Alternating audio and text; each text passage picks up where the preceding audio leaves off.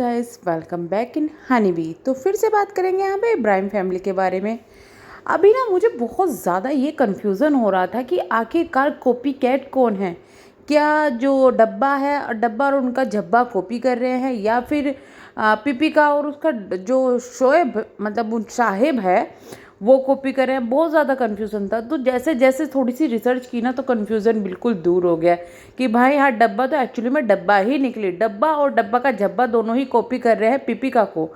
दरअसल अभी ना मेरे सामने एक इंटरव्यू आया। मैं रेडिट पे कुछ ऐसी चेक कर रही थी, तो रेडिट पे बड़ी अच्छी अच्छी इनके लिए न्यूज़ देते हैं। जो लोग देते हैं उनको बिग थैंक्स। तो क्या था कि वहाँ पर किसी ने इनका एक इंटरव्यू डाला हुआ था, जो कि था बिग बॉस के टाइम का। ये वहाँ पर जो भारती से बात करती हुई बोलती है कि मेरा मतलब फ्यूचर में मैं सोच रही हूँ कि रेस्टोरेंट भी खोलूँ, ऐसे ऐसे।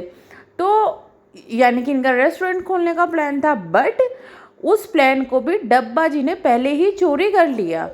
अब जो पिपिका जी है उनका प्लान पहले ही, ऑब्वियस सी बात है, डब्बा को तो पता ही होगा, क्योंकि डब्बा भी इनके जो फाइनल था बिग बॉस का, तब डब्बा वहाँ गई हुई थी। डब्बा को पूरा पता था कि भाई क्या है। और उसके बाद में जब डब्बा की शादी हुई, डब्बा को पता कि भाई पति बिल्ला है, कुछ करता नहीं है, तो चलो कुछ तो करवा दे। तो रेस्टोरेंट खुलवा के दे दिया। हालांकि रेस्टोरेंट की हालत वैसे ही ख़राब है। रेस्टोरेंट सिर्फ भरोसे पे चल रहा है, किसके?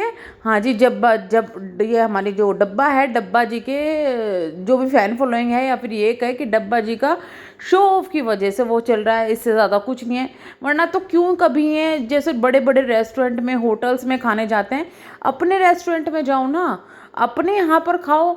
लेकिन ये क्या करते हैं, शो ऑफ करने के लिए, दिखावा करने के लिए जाते हैं बड़े बड़े होटल में कि देखो हम तो इतने बड़े होटल में आए हैं, हमने तो ये कर दिया वो कर दिया। समझ में नहीं आता कि भाई इनका खुद का ब्रांड है पिपिका का, कपड़ों का, इतने महंगे कपड़े उसमें है। मतलब मैं देख रही थी एक सिंपल सी कुर्ती और प्लाजो जो कि घटिया लग रहा था एकदम उनका, उसके कोट 2500। मतलब 2500 में कौन ही खरीदेगा वो, हैं? कौन ही खरीदेगा? ये तुम्हारे जो, तुम खुद तो दूसरों की दुकान से खरीदते फिरते हो, सबको पता है तुम कहाँ से खरीद रहे हो कहाँ से नहीं है, और तुम्हारे यहाँ से शॉपिंग करेगा इतने कि मतलब 2500 का वो सूट, मतलब कोई वैल्यू नहीं थी उस सूट की।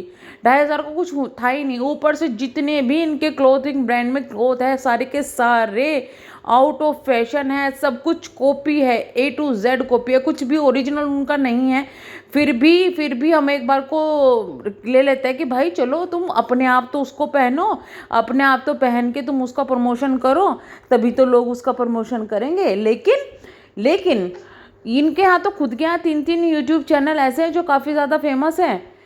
ये चाहे तो प्रमोशन अच्छे से कर सकते हैं, इनको किसी की प्रमोशन की ज़रूरत भी नहीं है। बट ये क्या कर रहे हैं, खुद की प्रमोशन ना करके ये जा रहे हैं अपने ही ईद के सेलिब्रेशन के लिए, ईद के कपड़ों के लिए बाहर जा रहे हैं, खरीद के ला रहे हैं थोक के भाव में कपड़े।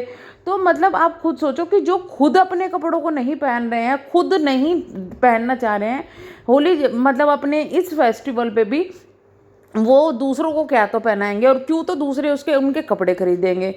दूसरी बात यह है कि भाई इनके यहाँ इनका खुद का रेस्टोरेंट है, बहन ने इतने शौक से रेस्टोरेंट खरीदा है, लेकिन जब भी इनके कोई भी सेलिब्रेशन होता है, कुछ भी होता है, इंक्लूडिंग झब्बा का भी बर्थडे जब हुआ, तब भी ये लोग बाहर सेलिब्रेशन के लिए चल दिए।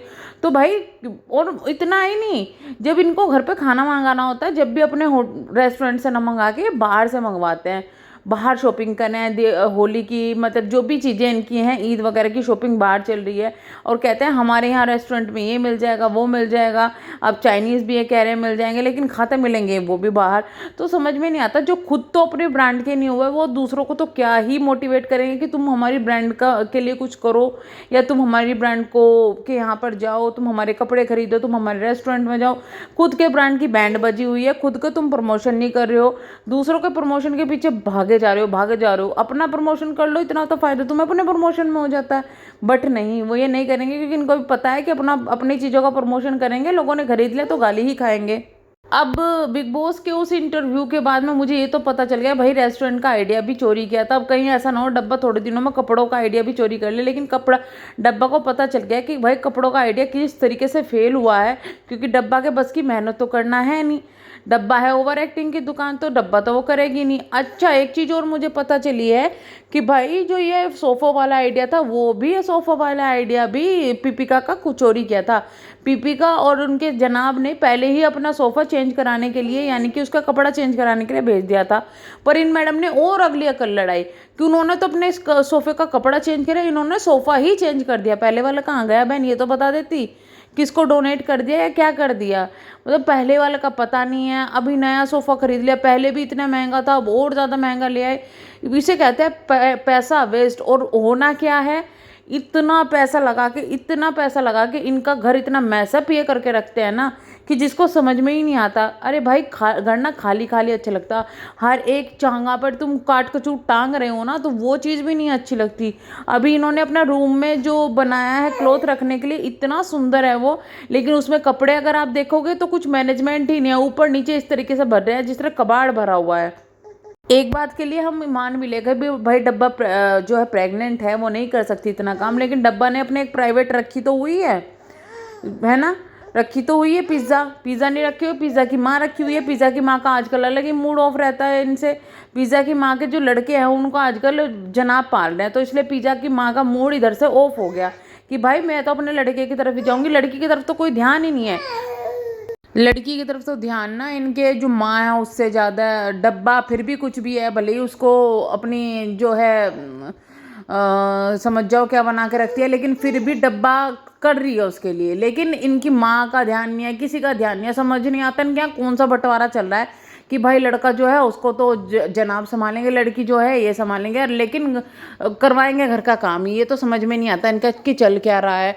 ऊपर से ही भाई इनकी माँ अलग ही उस लेवल के है। इसकी माँ के साथ में रहती है, माँ की सेवा पानी में लगी रहती है, और माँ टाइम टाइम पे बेइज्जती करती रहती है। अजय भी फैमिली भाई, इतनी बेइज्जती करवा के तो तुम अपने घर में रहते तो ज़्यादा ठीक रहते। तो चलिए, आज की वीडियो में इतना ही। कोई पॉइंट रह गया हो तो प्लीज़ गौर ज़रूर फरमाइएगा और कमेंट बॉक्स में ज़रूर लिखिएगा। मिलेंगे नेक्स्ट वीडियो में, तब तक के लिए बाय बाय। अगर आप चैनल पर नए हैं तो प्लीज़ चैनल को सब्सक्राइब, वीडियो को लाइक ज़रूर कीजिएगा। Thank you so much.